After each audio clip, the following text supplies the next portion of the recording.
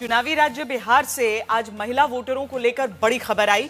नीतीश सरकार ने महिलाओं के लिए बड़ा ऐलान किया है। सरकार ने बिहार की मूल निवासी महिलाओं को सरकारी नौकरी में 35% आरक्षण देने की घोषणा की है।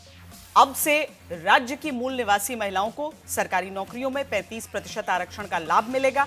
इस फैसले के अनुसार बिहार की सभी सरकारी सेवाओं में, चाहे वो किसी भी स्तर या विभाग की सीधी नियुक्ति हो, सिर्फ बिहार की मूल निवासी महिला अभ्यर्थियों को ये आरक्षण दिया जाएगा। आज महिलाओं के लिए आप लोग की सरकार ने बड़ा फैसला लिया है आरक्षण को लेकर, क्या? देखिए, जो हमारी स्थानीय बहनें हैं और जिनको 35% का आरक्षण नीतीश कुमार जी के नेतृत्व में मिल रहा है, तो 35% के आरक्षण में 100% जो स्थानीय लोग हैं उन्हीं को मिलेगा। बिहार कैबिनेट का जो आज फैसला आया है 35% महिला रिजर्वेशन, जो बिहार के मूल निवासी हैं महिला, उनको सभी सरकारी सर्विस में दिया जाएगा। इसका मैं तहे दिल से स्वागत करती हूँ गवर्नमेंट के इस फैसले का। इसका बहुत अरसे से लोगों का इंतजार था कि हमारे यहाँ डोमिसाइल लागू हो। ये हमारी बहुत चिर प्रतीक्षित आकांक्षा थी और इससे क्या है, ये हमारे प्रदेश की भलाई के लिए है। यह जो कदम उन्होंने उठाया है यह बहुत प्रशंसनीय है, किंतु यह एकांगी है। यह तब तक एकांगी रहेगा जब तक हमारे बिहार के समस्त लोगों के लिए, यानी स्त्री पुरुष से कोई लेना देना नहीं है। हर एक स्टेट ने अपने लिए किया है, तो हमारे स्टेट में भी ऐसा होना चाहिए, क्योंकि इसी वजह से यहाँ बेरोजगारी बढ़ रही है। हमारे यहाँ लोग पलायन कर रहे हैं। महिला आरक्षण से महिलाओं को बहुत सारी मदद होगी, जिससे महिला की आर्थिक और सामाजिक स्थिति भी सुधरेगी और महिला अपना निर्णय लेने में भी उनको अच्छा मदद मिलेगा। आदरणीय प्रधानमंत्री जी नरेंद्र मोदी जी, आदरणीय मुख्यमंत्री नीतीश कुमार जी के नेतृत्व में यह जो फैसला है, यह फैसला स्पष्ट करता है कि हम कितने सजग हैं अपनी माताओं बहनों के प्रति, अपने युवाओं के प्रति, क्योंकि इससे लाखों रोजगार के अवसर खुलेंगे। हमने 2020 में कहा था आत्मनिर्भर, तो हम आत्मनिर्भरता की ओर आगे बढ़ रहे हैं। जीविका हमारा ऐतिहासिक पहल है। इन सब चीजों से जो महिलाओं को रोजगार मिलेगा, जो आर्थिक स्वतंत्रता मिलेगी, इससे स्पष्ट हो गया कि हमारी भावना क्या है। आज का दिन बहुत सौभाग्यपूर्ण है हम महिलाओं के लिए।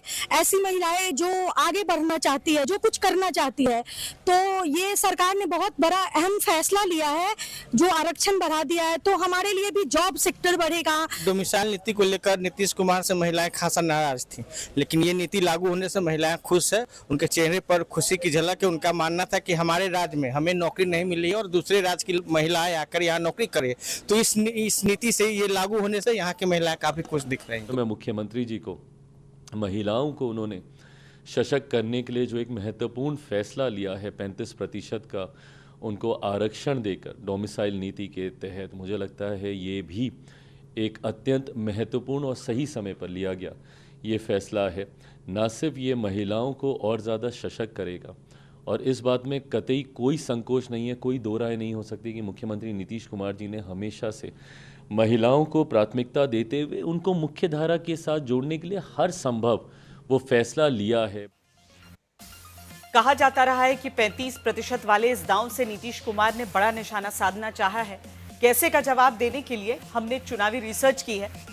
पहली बात, नीतीश कुमार महिला वोट का बड़ा चक्रव्यूह लगातार घेरते आ रहे हैं, जिसमें पंचायत और नगर निकाय में 50% आरक्षण, अब हर सरकारी नौकरी में 35% आरक्षण, छात्राओं को पढ़ाई के लिए साइकिल और पोशाक, स्नातक छात्राओं को 50,000 रुपए, शराबबंदी, जीविका दीदी और आजीविका योजना जैसी तमाम स्कीमें पहले से रही हैं।